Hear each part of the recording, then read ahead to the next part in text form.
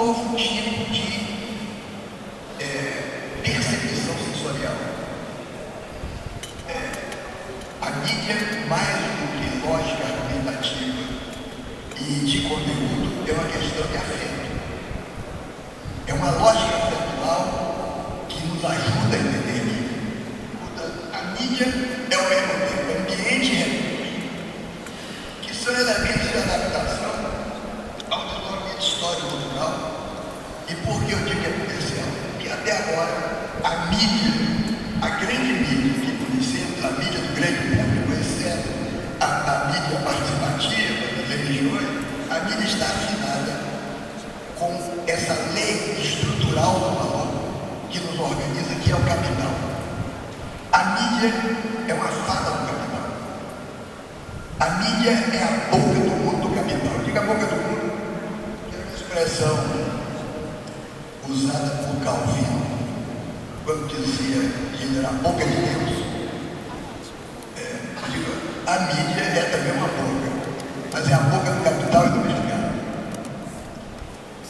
Ora, essa argumentação da mídia como ecologia, da mídia como esse ambiente onde caminhamos hoje, já está vigente no texto de pensadores cristãos, como por exemplo o padre D.A. Chardin, o jesuíta D.A. Chardin, que era um pouco discutível na igreja, mas era um jesuíta.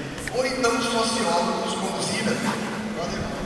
Então, essa associação da ecologia à mídia, além de inovadora, ela ainda tem um encontro do que pode ser descrito como o retorno das ciências e da observação, o retorno das abordagens globais, em contraposição às abordagens reducionistas típicas do espírito laboratorial da ciência do século passado. Então, as ciências hoje se ocupam grandemente do estudo de ecossistemas. Ecossistemas de todos os tamanhos.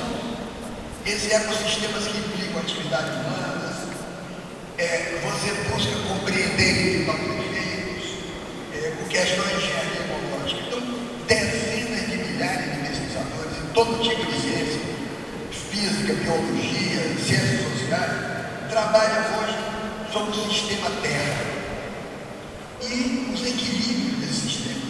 Portanto, sobre a biodiversidade, sobre a evolução do sistema Terra.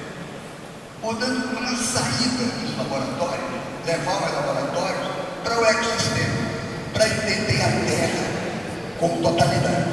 Então, se trata, portanto, da emergência de novos instrumentos capazes de fazer isso, e a informática, a comunicação eletrônica é central nesse processo.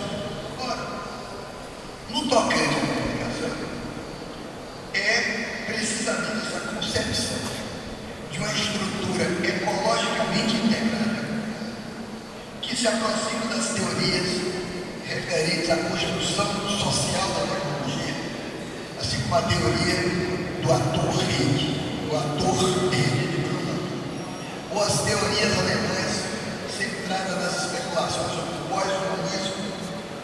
As especulações alemãs se distanciam da hermenêutica, do estruturalismo francês, mas dão uma nova atualidade ao pensamento cibernético, só que tentam apagar o homem da cena teórica e pensar o homem ou o mundo a partir da tecnologia da informação. Portanto, mesmo afirmando a centralidade da internet, da tecnologia eletrônica, do progresso técnico, eu deixo aqui uma que me parece ser uma advertência de que acreditar, por outro lado, que esse ecossistema tem uma lógica própria e seguir essa lógica própria é apagar o homem da cena do mundo, é excluir o homem da cena do mundo. Então, nós sabemos que no funcionamento dos sistemas eletrônicos, no funcionamento dos sistemas cibernéticos, a informação, toda informação é um sinal de comando de um certo mecanismo. Então, a informação é um dado exterior à pessoa. A informação é um dado exterior ao sujeito. Logo, toda informação é um recurso do sistema para comunicar sua posição ao outro sistema. comunicação pensada dessa forma é só a influência de um mecanismo sobre o outro e nada relativo à vinculação humana, ao vínculo humano, e nada relativo também a aspectos semânticos da mensagem. Portanto, eu digo, importa muito pouco para a comunicação o que se diz. A comunicação de hoje é muito como se diz. Os aspectos semânticos, os aspectos de conteúdo, os aspectos vitais nos dão a ilusão de que dizendo muito, comunicando-se muito, há uma espécie de progresso da consciência, de progresso do humano. Não, às vezes é preciso parar o excesso de comunicação. Às vezes é preciso refletir sobre essa proliferação excessiva de informações, que a proliferação excessiva de informações equivale à metástase cancerosa, que é exatamente a proliferação de células sem controle. Informação sem reflexão, sem participação, é apenas um outro meio de dominação. A informação em si mesma não nos traz valor humano nenhum. Então, nós podemos pensar, portanto, a partir dessa mídia, a partir desse problema, como um humanismo, pensar novo tipo de humanismo, que não está mais calcado nos tradicionais emblemas da centralidade e da superioridade do ser humano no mundo, porque, na visão de novos pensadores, o ser humano não tem dentro de si nenhum núcleo sólido, nenhuma identidade, nenhum ego, nenhum espírito, nenhuma alma. Por quê? Porque nós estamos imersos num campo psíquico coletivo, que é um campo que Durkheim chamava da religiosidade, em que nós aparecemos individualmente com bolhas provisórias, bolhas que adquiram, que processam, que repassam informações, para logo depois submergirem novamente, como a bolha econômica, que arrasta todo mundo, provoca desemprego, depois desaparece, mas volta.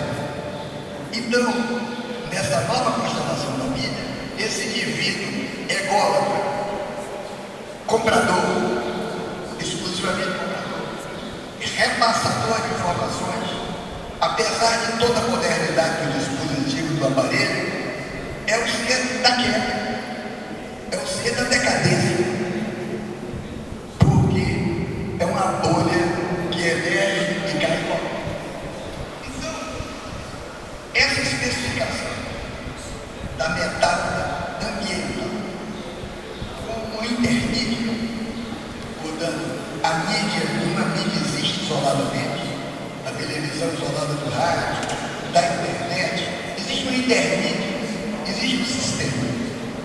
É um passo além da ideia ecológica, por exemplo, de uma ambiência capaz de produzir efeitos sociais.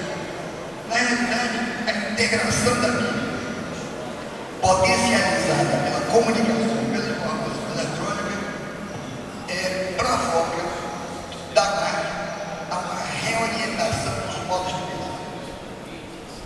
Mas, mais do que isso, uma reorientação dos modos de sentir, que é análoga à formação de um outro tipo de cidade humana, um outro tipo de polis. E é isso que nos permite rever a categoria aristotérica de Deus, onde, além da ideia de um ciclo humano ambiental, há o sentido de uma orientação existencial específica. Quando eu falo de bios mediático, eu falo de um círculo espacial das pessoas se movem, mas uma orientação também da existência na direção de alguma coisa que com a mídia atual é só mercado. É só mercado. Então,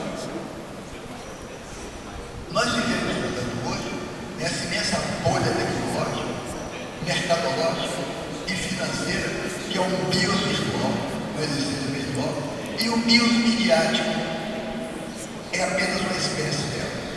Se vivemos apenas nessa bolha, e com as regras dessa bolha, não há nenhuma diferença entre ela e a droga. A droga é uma relação social. combatemos pela centralidade que a droga tem hoje nos surtos de violência, na epidemia de violência que atravessa hoje muitos países, principalmente o nosso. No centro estão duas coisas: mídia, com essa orientação centrada no mercado e nela mesma, mídia e droga. Mas não é uma associação de coisas diferentes. Esse tipo de mídia, voltada apenas para ela mesma, fraudando a integração social com a religiosidade essencial, ela é droga em si mesma. Então, triunfa nessa constelação a imagem, um novo estatuto cognitivo. E essa, a imagem vem da captura que faz dela a ordem do audiovisual, onde predominam os ícones, os ícones, todos os indutores de identificação de informação, as principais formas de participação imaginária do mundo. Então, igualmente, depois da televisão, a captura computacional, onde predominam os dígitos e todos os modelos submetidos ao cálculo. Cada novo desdobramento técnico da mídia, todos, o celular, os dispositivos, tablets, e todos esses dispositivos são confortáveis.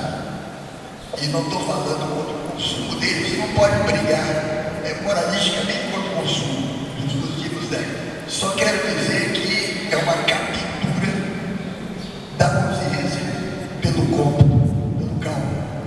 Então, nessa nova realidade, as mediações sociais fazem falta, embora elas não excluam a mediatização.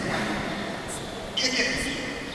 O que antes os pensadores e os poetas chamavam de imaginário é agora, graças aos recursos da informática, a matéria corrente de um fluxo informacional que é capaz de produzir formas sonoras infinitamente, formas visuais, formas táteis, sem que o produto, o resultado, possa ser concebido com outro termo, com outra margem diferente do real. Porque o imaginário tradicional é sempre outra margem do real.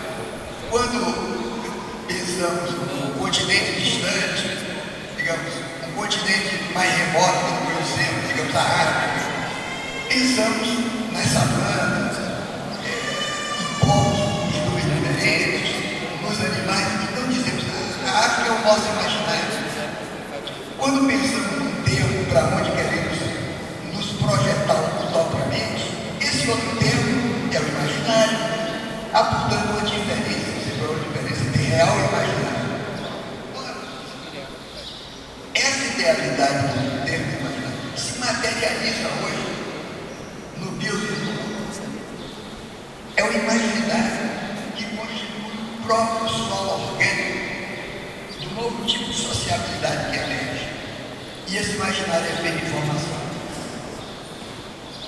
A atração pelo imaginário, a busca por um imaginário socializado, um imaginário qualquer, é também afim e parente da ilusão da droga. A droga é a produção do imaginário pessoal, do imaginário do consolo, perspectiva de conhecimento de si mesmo. Drogas dão essa ilusão. Mas a disseminação disso, a entrada disso na relação social, é tão catastrófica e é tão mortífera como foi na Idade Média a peste negra. Eu vejo, e isso difiro da posição do sociólogo Fernando Henrique Cardoso, a droga é para mim a peste negra do século XX. Não é pela substância em si mesmo, é pela relação social que ela induz, do imaginário materializado, imaginário que não conflui com a poesia, não conflui com a religião, não conflui para a escrita de poemas, conflui apenas para a destruição psíquica e carnal do indivíduo. Ora, então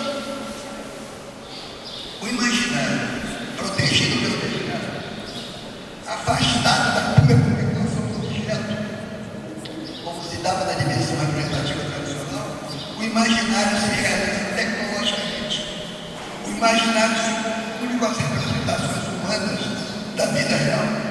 Portanto, essa diferença entre imaginário e vida real difere do modo como as sociedades antigas, como as sociedades arcaicas, viviam as experiências emocionais, como a sociedade tradicional vivia a experiência com a esfera do invisível, plena de entidades fantasmáticas, umas vivas, outras mortas, e atribuindo faculdades reais, que poderia chamar de seres de espírito.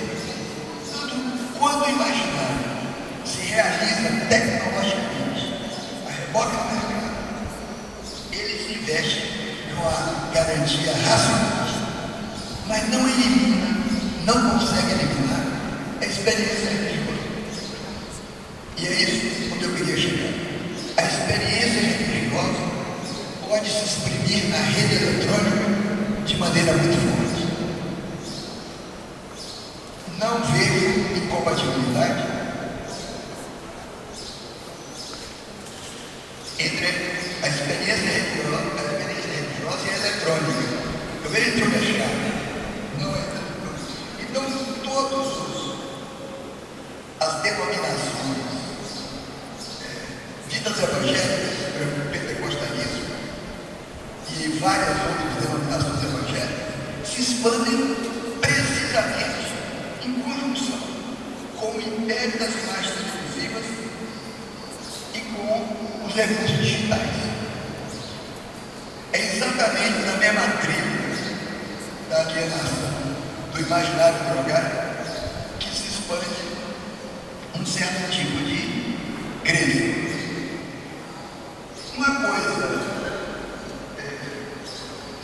parecida, mas não no nível, me parece acontecer com a Igreja Católica, onde já disputa hoje a ideia de uma ciberteologia. A ciberteologia tenta explicitamente pensar a fé nos dias de hoje. Há um ciberteólogo que esteve aqui no Rio de Janeiro com o Papa Francisco, que dirige uma revista de ciberteologia do Vaticano. Ela é o conselheiro do Papa para os assuntos de teologia e cibernética. Ele se chama Espadaro, esse italiano. Para ele, e ele diz coisas realmente interessantes, a internet, a televisão, não pode ser usada como instrumento de marketing religioso. Por quê? Porque a internet é um ambiente. Não é um instrumento, é um ambiente. Ele diz, isso é dele. O ambiente digital é tão real quanto o físico. Logo, ele diz, a igreja é chamada a estar ali. Por que a igreja é chamada a estar nesse ambiente digital? Porque os homens estão ali. Então não se trata de fazer da mídia um instrumento de evangelização. Porque a evangelização se propõe um fluxo unidirecional de mensagem. Mas se trata de substituir a ideia de transmissão pela ideia de compartilhamento. Esse compartilhamento tem a ver com essa participação cidadã de que é objeto esse mutirão, esse encontro.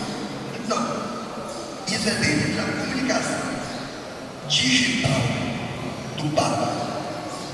É uma extensão da comunicação física. Ele diz, e essa é a chave do sucesso do Papa. As pessoas o reconhecem como uma figura próxima, tanto no mundo real como no mundo digital. É uma posição inteligente em relação à questão da internet e da teoria.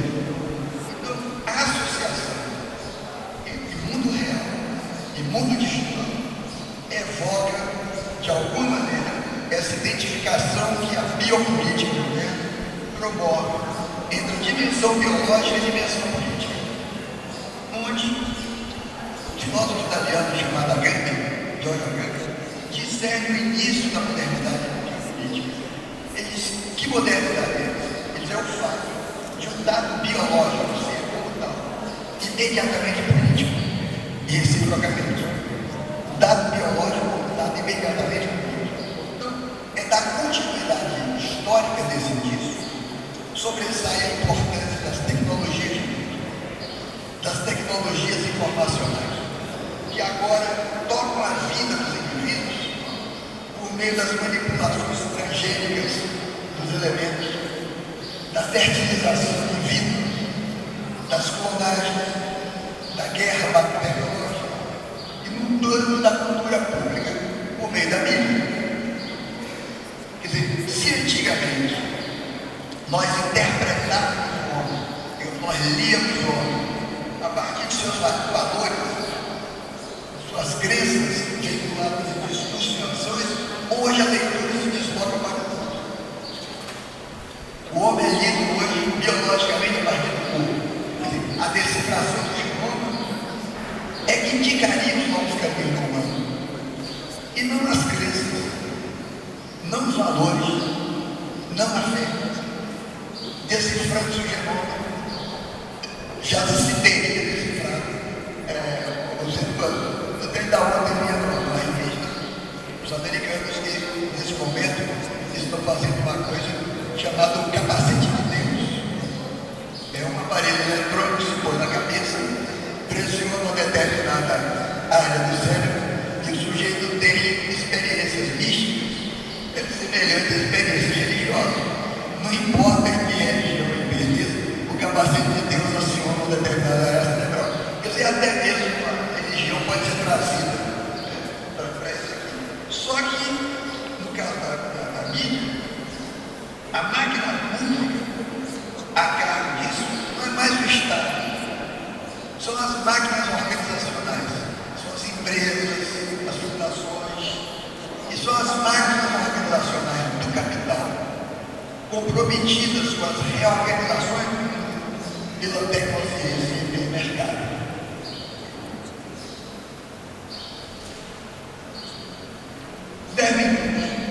Eu vou fazer 7. Então, eu quero dizer que a mídia não resulta de uma biopolítica deliberada, seja da parte do Estado, seja das organizações privadas. Mas a mídia hoje, e essa mídia que deveria existir, ela está visceralmente conectada ao novo tipo de organização da vida, de gestão da vida dos indivíduos, pelas forças transnacionais do mercado, implicitamente a uma política entendida como dar forma à vida do povo, enquanto ambiente subjetivo. Portanto, essa biopolítica é análoga a outra biopolítica anunciada no passado pelas primeiras ditaduras tecnológicas, que foram o stalinismo e o nazismo. Os campos de concentração são resultados dessa biopolítica. Portanto, o que se situa em primeiro plano? O corpo. O corpo está em primeiro plano. No caso do nazismo, se tratava de garantir as qualidades raciais, a saúde e a dignidade do corpo popular, enquanto que agora se tenta garantir a captação da energia psíquica ou a captação do afeto, apelando-se para a diversão e a qualidade do desfrute do lazer por parte das massas. O que agora a mídia tenta captar é um afeto cidadão. A atenção é a grande mercadoria da mídia. É disso que vivem as empresas poderosas como o Google. É cada vez que consultamos ali, estamos com conforto, sabemos trabalhando sem saber como trabalhar. Então, não se tenta mais eliminar o nazismo, o deficiente físico, a alteridade ética, psicossocial, mas sim buscar criar esteticamente a partir dos paradigmas mercadológicos de aparência, conduta e pensamento. Todos os nossos preconceitos, todos os preconceitos sociais estão nesse alinhamento estético. Quem não está alinhado está fora. Então, eu termino dizendo o seguinte, que é preciso pensar a mídia e a comunicação dentro dessa uma forma existencial. Eu chamo de vida virtual no meio mediático. É um novo tipo de forma de vida caracterizado por uma realidade mais profundizada, tanto uma realidade fictícia, que reinterpreta continuamente, por meio dos novos sistemas tecnológicos, as representações tradicionais. Isso é um destino fatal. Isso é uma coisa sem saída? Eu diria que não. Eu diria que não. Aí onde o problema surge é exatamente escondida num ladrão de sentido acima da solução. Eu diria que esse entendimento da mídia, que já se pode ter dela, abre exatamente espaço para que formações institucionais, cidadãs, formações voltadas para a formação do sujeito, os valores, a ética, portanto, é preciso voltar a estudar a ética, voltar a ver o papel que chamamos de religiosidade nessa construção do sujeito social, sem sair da mídia, mas utilizando a mídia, encontre novos caminhos de fundar uma nova cidade humana. A fé, e não me refiro apenas à fé católica, a fé é, sem dúvida nenhuma, um dos caminhos principais. Obrigado.